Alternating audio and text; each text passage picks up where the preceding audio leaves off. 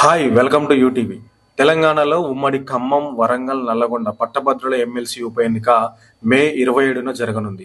ఈ ఎన్నికను రాష్ట్రంలోని ప్రధాన పార్టీలు ప్రతిష్టాత్మకంగా తీసుకోగా ఆ మేరకు ప్రచారం కూడా నిర్వహిస్తున్నారు. అయితే ఈ ఉప ఎన్నికల బరిలో మొత్తం 52 మంది అభ్యర్థులు ఉండగా ప్రధానంగా కాంగ్రెస్ పార్టీ గురించి మాట్లాడితే గనక కాంగ్రెస్ పార్టీ బలపరిచిన అభ్యర్థి తీన్మార్ మల్లన్న ఉండగా బీఆర్ఎస్ పార్టీ బలపరిచిన అభ్యర్థి ఏనుగు రాకేష్ రెడ్డి ప్రధానంగా ఉన్నారు. అదేవిధంగా బీజేపీ నుండి ప్రేమేందర్ రెడ్డి గారు కావచ్చు, అదేవిధంగా ఇండిపెండెంట్ అభ్యర్థులుగా ఒక పక్క అశోక్ సార్, మరొక పక్క బక్కా జర్సన్, ఈ విధంగా మొత్తం చూసుకుంటూ పోతే 52 మంది అభ్యర్థులు ఈ ఉప ఎన్నికల బరిలో నిలబడ్డారు.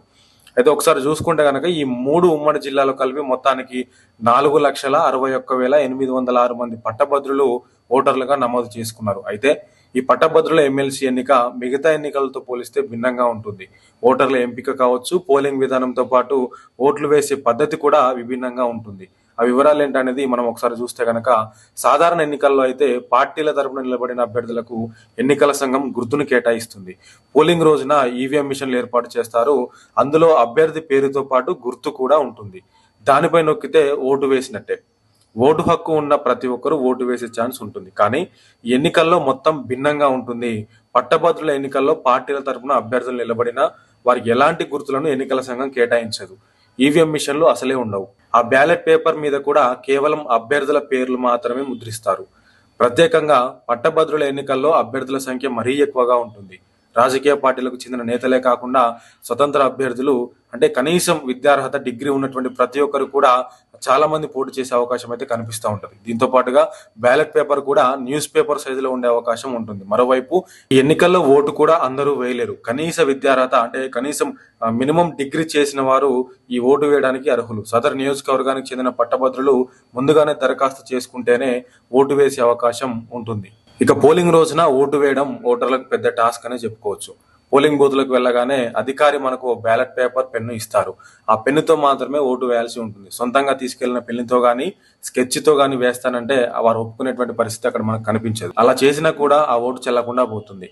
పదుల సంఖ్యలో ఉండే అభ్యర్థుల పేర్లతో న్యూస్ పేపర్ను తలపించేలా బ్యాలెట్ పేపర్ ఉంటుంది.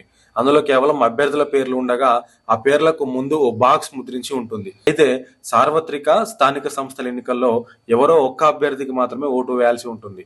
ఒకరికంటే ఎక్కువ మందికి ఓటేస్తే పోలింగ్ అధికారి ఇచ్చిన పెన్నుతో అభ్యర్థుల పేర్లకు ముందున్న బాక్సుల్లో 1, 2, 3, 4, 5 ఇలా ప్రాధాన్యత క్రమంలో నెంబర్లు వేయాల్సి ఉంటుంది.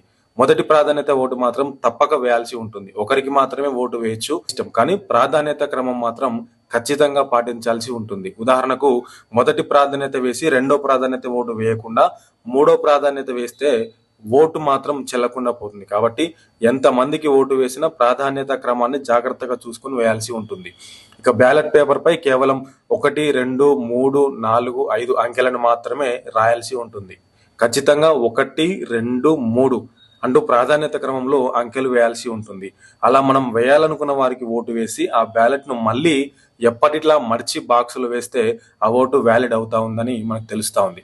ఇక ఓటు వేసేందుకు వెళ్ళినప్పుడు ఓటర్ తన వెంట ఓటర్ ఐడి కార్డు లేదా ఆధార్ కార్డు, పాస్పోర్ట్ కానీ, డ్రైవింగ్ లైసెన్స్ కానీ, ఫోటోతో కూడిన సర్వీస్ ఐడెంటిటీ కార్డు కానీ, పాన్ కార్డు కానీ, ఎంపీలకు జారీ చేసిన అధికార గుర్తింపు పత్రం, ఉపాధ్యాయులు, గ్రాడ్యుయేట్లకు సంబంధిత విద్యా సంస్థలు జారీ చేసిన గుర్తింపు కార్డు, యూనివర్సిటీలు జారీ చేసిన డిగ్రీ, డిప్లొమా, ఒరిజినల్ సర్టిఫికెట్లు, దివ్యాంగులకైతే జారీ చేసిన అధికారిక గుర్తింపు కార్డు, ఇలా ఏదో ఒకటి తీసుకెళ్లి బూత్లో ఉన్న పోలింగ్ ఆఫీసర్కు చూపించాల్సి ఉంటుంది. అయితే మే 25వ తారీఖు, అంటే ఈ రోజుతో ఎమ్మెల్సీ ఉప ఎన్నిక ప్రచారం ముగుస్తూ ఉంటుండగా మే 27వ తారీఖు రోజున ఈ ఉప ఎన్నికకు సంబంధించి ఎలక్షన్ కూడా జరగబోతా ఉంది.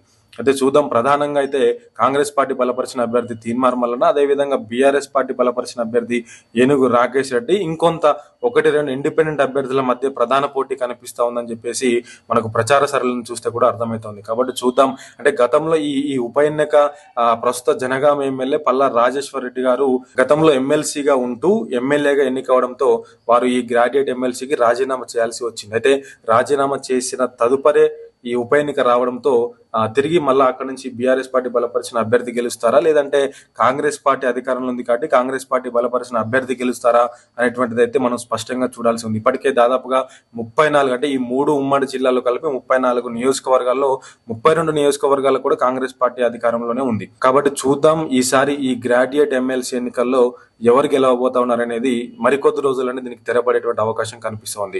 మరికొన్ని విషయాలతో నేను మీ ముందుకు వచ్చేటువంటి ప్రయత్నం చేస్తాను.